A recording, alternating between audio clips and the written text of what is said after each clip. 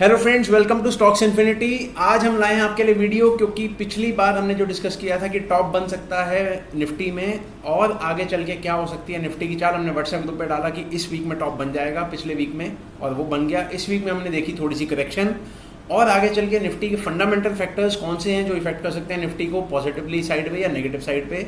कुछ stocks discuss करेंगे, 2 stocks और लाए हैं, 2 से 3 स्टॉक्स जो आपको हम बाई के लिए बोल सकते हैं कि यहाँ पे इनमें बाई करें, या कोई एक लेवल्स देंगे। और आपको पिछले वीडियो में भी दिए थे कुछ स्टॉक्स, उनके बारे में करेंगे डिस्कस। बहुत कुछ है वीडियो में, देखते रहिए। और साथ में लाइक पहले कर दें और सब्सक्राइब भी करें अगर आपको ये वीडियो पसंद आएगी। शेयर भी करें अपने फ्रेंड्स के साथ। ये पहले बोल रहा हूँ क्योंकि आप लोग बाद में शायद सुनते नहीं हैं और सब्सक्राइब कर नहीं रहे हैं, तो सब्सक्राइब कीजिए friends. So let's discuss on charts. रह सकती है निफ्टी, बैंक निफ्टी में और कुछ स्टॉक्स में कैसी रह सकती है चाल। तो फ्रेंड्स, ये है निफ्टी का चार्ट्स। इस चार्ट में आपको दिख रहा है कि कल हमने एक फॉल देखा था एक्सपायरी के दिन, और आज उसका फॉलो अप सेलिंग देखा, बट वहाँ से नीचे से एक रिकवरी आई क्योंकि बहुत इंपॉर्टेंट सपोर्ट से वो रिकवर हुआ है। हमने अपने ग्रुप में भी डाला था 19,550, 19,600। ये एक इंपॉर्टेंट सपोर्ट है जहाँ से निफ्टी में एक बहुत स्ट्रॉन्ग सपोर्ट का काम कर रहा है। और ये जोन अगर टूटता है, किसी केस में ये टूटता है, तो यहाँ से मार्केट और बियरिश हो सकता है, और उसके बाद ये जो गैप्स बने हुए हैं, ये गैप्स फिल होने के लिए जा सकता है मार्केट। वो मे बी फॉल 2-4 दिन में आ जाएगा अगर वो टूटता है तो you have to be very caution, क्योंकि अगर वो 19,550 तोड़ के किसी दिन नीचे बंद होता है तो आपको ये समझना है कि वहाँ से 300 से 400 पॉइंट की मंदी आएगी, क्योंकि आप बियरिश होना प्रेफर नहीं करते हैं। लोग बाय ऑन डिप्स खेलते हैं।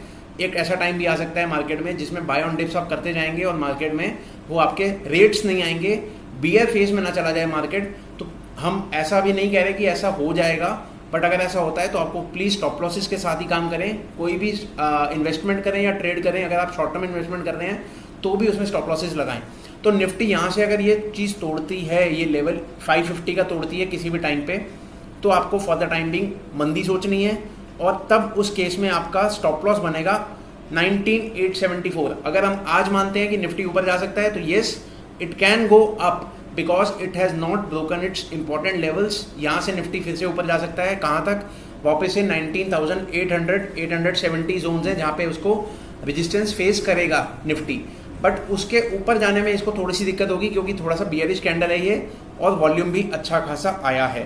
तो अगर ये ऊपर निकलता है उसके बाद ये फिर से ऑल टाइम हाई की तरफ जाएगा, बट उससे पहले 19,800 इसको रेजिस्टेंस देगा। और अगर ये 19,550 तोड़ता है तो आपको निकल जाना है, कोई बाय पोजीशन नहीं लेनी है। अगले 300-400 पॉइंट के फॉल के बाद ही कुछ सोचना है कि हाँ, अब यहाँ से एक बाय अटेम्प्ट हो सकता है। इसके अलावा बैंक निफ्टी का चार्ट देखेंगे। बैंक निफ्टी के चार्ट में भी आपको बियरिश कैंडल कल दिखा था, और उसका ब्रीच भी होते हुए आज दिखा है कि वो क्योंकि पिछले सपोर्ट्स को तोड़ के आज उसके नीचे बंद हुआ है। बट अभी भी एक इम्पॉर्टेंट सपोर्ट ये होल्ड कर रहा है, जो कि है 43,300 का, 45,300। 45,300 के जिस दिन ये नीचे बंद होगा अब, तो आपको देखने को मिलेंगे यहाँ पे ये लेवल्स, जो कि 44,200, 44,000 तक के लेवल्स, जो आपको मे बी अगले फॉल में देखने को मिल जाए। या यहाँ पे एक इम्पॉर्टेंट सपोर्ट आता है 44,500, राइट। तो दीज आर द लेवल्स। यहाँ पे बहुत सारी लाइंस हो गई हैं तो मैं थोड़ा सा इनको कम कर देता हूँ, राइट। इम्पॉर्टेंट सपोर्ट अगर हम बात करें तो 45,300 इज एन इम्पॉर्टेंट सपोर्ट। आपको यहाँ के आसपास में बाइंग लेनी है, प्रेफरेंस है। जिस दिन आज का लो रीच हो जाएगा, आप मंदी में आ जाएंगे, आप बियरिश हो जाएंगे, एक बियरिश ट्रेंड में चले जाएंगे। वहाँ से आप कोई भी राइस का सोच नहीं सकते हैं for the time being. Short rice जो भी आएंगे वो पुल बैक के लिए आएंगे, पुल बैक को बेचना है। और आपको अगर अभी यहाँ से सोचना है तो यहाँ से for current texture is not so bearish. यहाँ से मार्केट ओवरसोल्ड है। अगर हम चेक करें पीसीआर के बेसिस पे भी एक और कंसेप्ट होता है जो पीसीआर का, कि पुट कॉल रेशियो की रीडिंग है। तो पुट कॉल रेशियो आप देख सकते हैं, निफ्टी का put call ratio is 0.63, right. तो यहाँ से 0.6, 0.5 के जोन से निफ्टी बहुत ज़्यादा फॉल नहीं देता है। और बैंक निफ्टी का भी एक पुट कॉल रेशियो आ चुका है 0.68 के पास। तो ये जोन्स ऐसे हैं जहाँ से मार्केट में स्पेस कम है गिरने का। तो मार्केट यहाँ से पहले एक पुल बैक दे सकता है, और अगले वीक में पुल बैक देने के बाद पीसीआर को ठीक करने के बाद गिर सकता है, क्योंकि यहाँ से ना विक्स बहुत लोअर लेवल्स पे है, तो पीसीआर बहुत ओवरसोल्ड में जल्दी चला जाता है। तो ये चीज़ें कुछ ऐसी हैं जो कंसेप्ट आपको समझने पड़ेंगे, और विक्स और इसकी अंडरस्टैंडिंग लेनी पड़ेगी पीसीआर कैसे काम करता है। तो बैंक निफ्टी का अभी के लिए व्यू जो है वो शॉर्ट टर्म पुल बैक के लिए है, और नया हाई भी देखने को मिल जाए तो कोई बड़ी बात नहीं है, क्योंकि अभी हम इंपॉर्टेंट लेवल्स के नीचे क्लोज नहीं हुए हैं। अगर इंपॉर्टेंट लेवल्स के नीचे हम क्लोज हो जाते हैं तो वहाँ से हम बियरिश ही हो जाएंगे और हम कोई तेज़ी नहीं करेंगे। और अगर यहाँ पे सपोर्ट देखें, रेजिस्टेंस देखें, तो 46,000 तक के आपको रेजिस्टेंसेस देखने को मिलेंगे, और अगर पहला रेजिस्टेंस जो आएगा वो आएगा 45,800 के करीब, राइट। तो 45,800 will act as a strong resistance for the time being. 44,300 is a strong support. इस रेंज के अंदर आप काम कर सकते हैं और यही आपको देखने को मिलेगा अगले हफ्ते के लिए, पहले 1-2 दिन के लिए। इसके आगे हम कुछ ऐसे फैक्टर्स हैं जैसे क्रूड, ब्रेंट क्रूड आज शेयर करेंगे हम लोग, कुछ ऐसे फैक्टर्स जो कि मार्केट पे इम्पैक्ट कर सकते हैं आने वाले कुछ दिनों में। ब्रेंट क्रूड का चार्ट हम देखेंगे तो आप देखेंगे डेली चार्ट्स पे इसमें एक बुलिश साइन दिख रहे हैं और बुलिश चार्ट है, इसको टेस्ट करना है। अगर ये जोन, इसका रेजिस्टेंस है 86-87 के पास, तो अगर ये 87 तक जाता है तो यहाँ से थोड़ा सा इंडियन इक्विटीज़ के लिए प्रॉब्लम का काम करता है, या इमर्जिंग एनर्जी मार्केट के लिए दिक्कत आती है, जैसे रिलायंस, HPCL, OMCs जो होती हैं ये क्रूड से इम्पैक्टफुल होती हैं। रिलायंस को बेनिफिट हो सकता है, बट उसकी वजह से क्या है कि कहीं OMCs पे फॉल आ सकता है, राइट। तो कुछ एनर्जी सेक्टर पे दिक्कतें आएंगी क्रूड बढ़ने से, कुछ टायर कंपनीज पे दिक्कत आती है, FMCG कंपनीज डिपेंडेंट होती है क्रूड बढ़ने से। तो कुछ अगर मार्केट का टेक्सचर जो होता है वो बियरिश हो सकता है ब्रेंट क्रूड बढ़ने से। एक USD INR पेयर देखेंगे तो USD INR में भी हम देख रहे हैं थोड़ी सी स्ट्रेंथ आ सकती है USD INR में। तो USD अगर बढ़ता है तो भी बैंकिंग में थोड़ा फर्क पड़ सकता है। ये बहुत दिन से इस कंसोलिडेशन में चल रहा है, आप देख सकते हैं यहाँ पे सपोर्ट लिया है इसने और अब ये अपर जोन को टेस्ट करने जा सकता है, राइट। ये बुलिश कैंडल हैं, अच्छे कैंडल्स आए हैं। अगर ये 82 क्रॉस करके वापस ऊपर सस्टेन करना शुरू कर देता है तो अब ये 83 तक टेस्ट कर सकता है, और अगर इसके ऊपर ब्रेकआउट करता है तो आने वाले कुछ दिनों में हमें USD INR भी बढ़ता हुआ दिख सकता है। तो ये कुछ चीज़ें ऐसा इंडिकेट कर रही हैं कि इक्विटी में जो होगा वो बहुत बुलिश नहीं हो सकता अभी कुछ समय के लिए, तो आपको थोड़ा सा कॉशन लेना है और टाइम टू टाइम अपने इन्वेस्टमेंट्स या ट्रेडिंग को भी देखना है कि अगर ट्रेलिंग स्टॉप लॉस हिट हो रहे हैं या आप ट्रेंड राइड कर रहे थे, आपका प्रॉफिट बुक हो रहा है तो आप प्रॉफिट बुक कर लें। दूसरा हम आज बात करते हैं PCR की, हमने बात कर ली, क्रूड की बात कर ली, USD INR की बात कर ली, और बात करते हैं पिछले कुछ स्टॉक्स जो हमने डिस्कस किए थे। इंडिया मार्ट हमने लास्ट टाइम दिया था आपको बाय के लिए, how to identify stocks for short term में। हमने ये बताया था कि ये बुलिश कैंडल ब्रेकआउट हुआ था, आपको जो बाइंग लेनी थी हमने बोला था वहाँ पे नहीं लेनी है, आपको कहाँ लेनी है, फर्स्ट एंट्री आपकी होगी 3000 के पास, क्योंकि हमने आपको सपोर्ट दिया था जो कि ये, और नीचे में बोला था 2900 के आसपास में लेना, तो 2900 के पास में भी आया। और उसके बाद हमने ये बोला था कि 2850 का आपको लगाना है एक स्टॉप लॉस, क्योंकि वहाँ पे इसका सपोर्ट था। ये 2900 तक आया और आज ही वापस 2 दिन में ये 3100 तक पहुँच गया है। तो जो भी आप अगर फ्रेश एंट्रीज लेते हैं नीचे वाले लेवल्स पे लेंगे तो आपको अच्छा मुनाफा मिलेगा। इसने एग्जैक्टली वैसा ही काम किया है जैसा हमने सोचा था।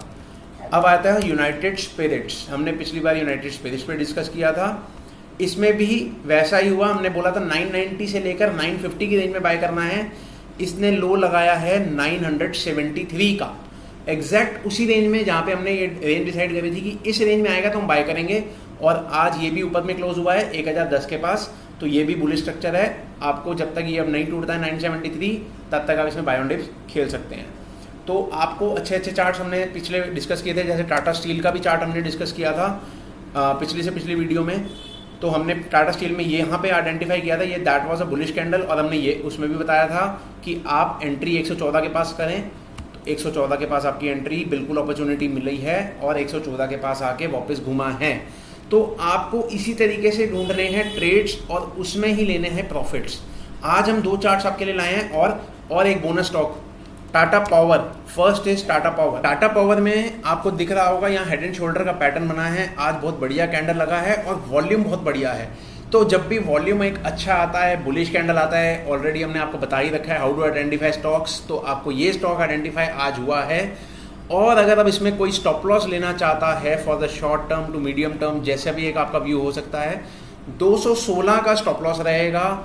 आपकी एंट्री जो बेस्ट हो सकती है, बेस्ट पॉसिबल एंट्रीज अगर आप डिसाइड करना चाहें तो 230 और 225 के बीच में आपकी एंट्री होनी चाहिए। पोटेंशियल टारगेट अगर आप सोचेंगे इसमें, तो ये जो गैप दिख रहा है आपको, वो गैप फिल करने जरूर जा सकता है एक बार। तो 270 तक हम सोचते हैं कि एक बार गैप फिल अगर होता है तो 270 के पास जाके इसका गैप फिल हो जाएगा। और ये गैप अगर फिल हो जाता है तो 270 272 की रेंज आपको आनी चाहिए।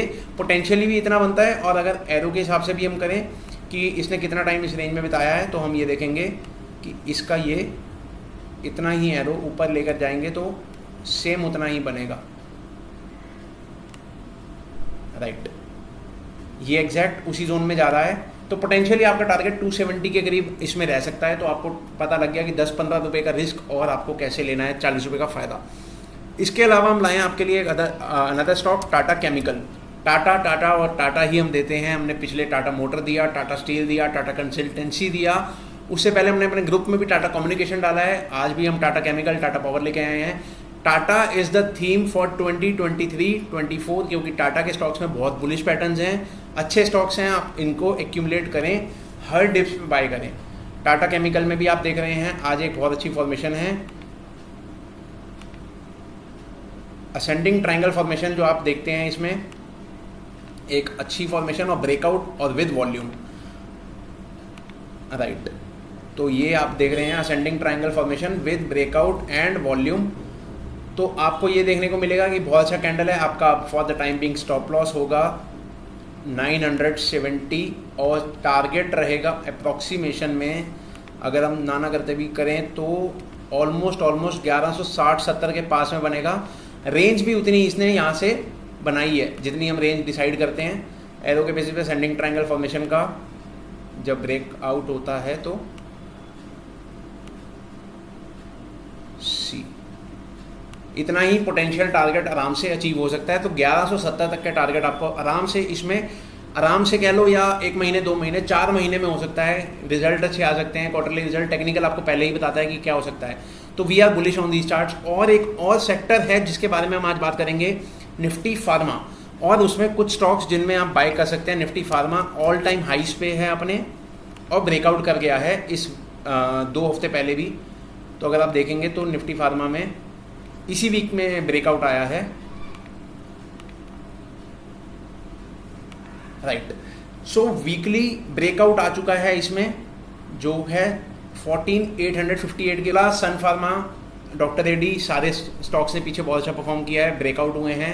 ग्लेनमार्क फार्मा एक ऐसा स्टॉक है जिनमें हम बहुत बुलिश खेल रहे हैं, या बहुत बुलिश पैटर्न है, स्ट्रक्चर बहुत पॉजिटिव है। आपको कोई भी डिप्स मिलते हैं इसमें अगर, तो आप ग्लेनमार्क फार्मा को बाय करने की कोशिश करें। ग्लेनमार्क फार्मा का यहाँ से ब्रेकआउट हुआ था, तो 690-700 के जोन्स कभी आगे देखने को मिलते हैं, तो आप उसमें बाय करें। पहला टारगेट जो रहेगा वो 1000 तक का आपको देखने को मिलेगा। तो ये मीडियम टर्म इन्वेस्टमेंट पिक्स हैं, बाय ऑन डिप्स का स्टॉक है। आपको कोई भी करेक्शन मिलता है फार्मा में, निफ्टी में, निफ्टी बैंक में, तो जब भी ये स्टॉक्स गिरते हैं आपको इनको लेना है। अच्छे स्टॉक्स हैं, अच्छा रिटर्न देंगे अगले 6 महीने में, तो you should buy these tips. I hope ये फ्रेंड्स आपको समझ आया होगा सारा वीडियो। कुछ हमने फंडामेंटल फैक्टर्स जोड़ने की कोशिश करी है और आपको गाइड करने की कोशिश करी है कि आपको आगे क्या करना है। निफ्टी 550 के नीचे बंद होता है, 19,550 के नीचे, तो आपको बियरिश सोचना है। बैंक निफ्टी 45,300 के नीचे बंद होता है, तो आपको बियरिश सोचना है। उससे पहले यहाँ से अभी भी थोड़ा सपोर्ट है और मार्केट ऊपर जा सकता है ओवरसोल्ड बेसिस पे। तो अगर ये आपको वीडियो पसंद आया, तो पहले भी बोल चुका हूँ, अब भी बोल रहा हूँ, लाइक करें, सब्सक्राइब करें, शेयर करें और सपोर्ट करते रहिए। Thank you.